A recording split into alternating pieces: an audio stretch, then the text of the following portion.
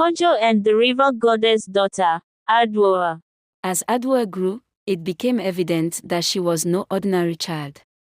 By the age of 5, she could lift objects twice her size with ease, and her agility was unmatched even by the village's most skilled warriors.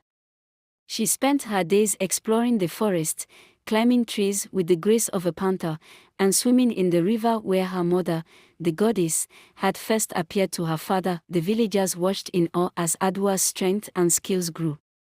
She was fearless, often challenging boys much older and stronger than her to wrestling matches, and winning every time. Despite her unmatched abilities, Adwoa was kind-hearted and never used her strength to harm others. Instead, she helped her father in the fields, lifting heavy sacks of grain and plowing the earth with ease. Kojo, though proud of his daughter, worried about her future. He knew that her strength was a gift from the goddess, but he also knew that such power could attract envy and fear. He had seen the way some of the villagers looked at her, with a mixture of admiration and unease. He feared that one day, her strength would set her apart in a way that even he could not protect her from. One day, as Adwoa was helping her father in the fields, a group of warriors from a neighboring village arrived. They had heard rumors of the extraordinary girl with the strength of a god, and they had come to see for themselves. The leader of the group, a tall and imposing man named E.W.T, challenged Adwoa to a duel. "Let us see if the tales are true," E.W.T sneered, drawing his sword. "If you can defeat me, I will acknowledge you as the strongest warrior in the land. But if you lose, you must come with us and serve as our champion in the great tournaments." Kojo tried to intervene, but Adwoa stepped forward, her eyes blazing with determination. "I accept your challenge," she said firmly. "But I fight not for glory, nor to prove myself. I fight because it is my destiny." The duel took place in the center of the village, with everyone gathered to watch. Idrisu, confident in his strength and skill, swung his sword at Adwoa with all his might. But Adwoa was quick, dodging his attacks with ease and countering with blows that sent him stumbling backward. The crowd gasped as they watched the young girl overpower the seasoned warrior with skill and strength that seemed almost supernatural. Finally, with a powerful strike, Adwoa disarmed E.W.T, sending his sword flying from his grasp. She pinned him to the ground, her foot on his chest, her eyes burning with the same fierce determination that had driven her to accept the challenge. E.W.T, breathless and defeated, looked up at her in awe. "You are truly the strongest," he admitted, his voice filled with respect. "I will honor our agreement and spread word of your strength. You have my loyalty, Adwoa, daughter of Kojo and the river goddess." With that, E.W.T and his men left the village, leaving Adwoa standing victorious. The villagers erupted in cheers, their fears now replaced with pride. Adwoa had proven herself, not just as a warrior, but as a protector of her people. As Adwoa reached her teenage years, her fame spread far and wide. Warriors from distant lands traveled to challenge her, hoping to test their strength against the girl with the power of a goddess. But none could defeat her. With each victory, Adwoa's legend grew, and the village of Kojo became a place of pilgrimage for those seeking to witness her strength. But as her fame grew, so too did the envy and fear of those who saw her as a threat. One day, a powerful chieftain from the north named E.W.T, who was known for his cunning and cruelty, sent word to the village. He demanded that Adwoa come to his court and serve as his champion, or face the wrath of his army.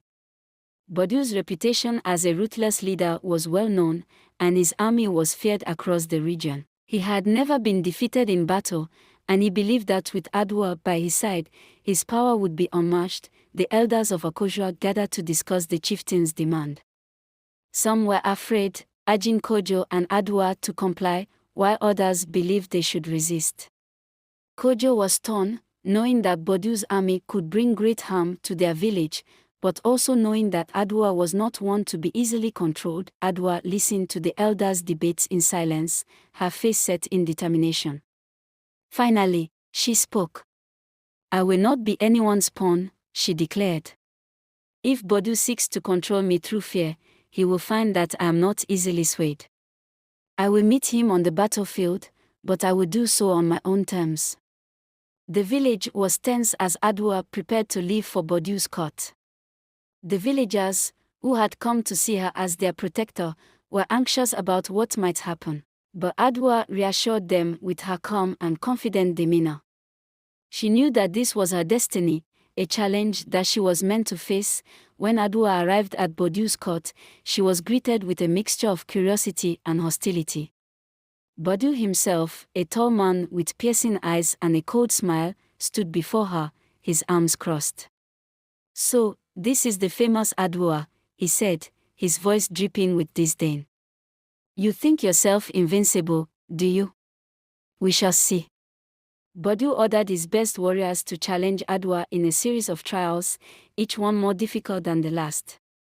The first was a test of strength, where Adwoa had to lift a massive boulder that no man had ever moved. She did so with ease, hoisting the rock above her head and setting it down with a controlled force that left the spectators in awe. Next was a test of agility, where Adwoa had to navigate a labyrinth of traps and obstacles. She moved with the grace of a gazelle, leaping and dodging with a speed that made it seem as though she was flying. By the time she reached the end of the course, she was unscathed, while the traps lay behind her, defeated and disarmed. Finally, Bodu himself challenged Adwoa to a duel, confident that his years of experience and his own formidable strength would prove her undoing. The duel was fierce, with Bodu using every trick he knew to gain the upper hand. But Adwoa was relentless, her movements fluid and precise, her strength unyielding. As they fought, Bodu began to realize that he was not merely battling a young girl, but a force of nature. The power that flowed through Adwoa was unlike anything he had ever encountered, and it became clear that he could not defeat her. With a final, powerful strike, Adwoa disarmed Bodu, sending his sword clattering to the ground. The court fell silent as Bodu, panting and defeated, knelt before Adwoa. "You have proven yourself, Adwoa," he said, his voice filled with grudging respect. "You are indeed the strongest warrior I have ever faced. I will honor our agreement and leave your village in peace." But Adwoa was not satisfied with mere words. "Swear it before the gods," she demanded, her voice ringing with authority.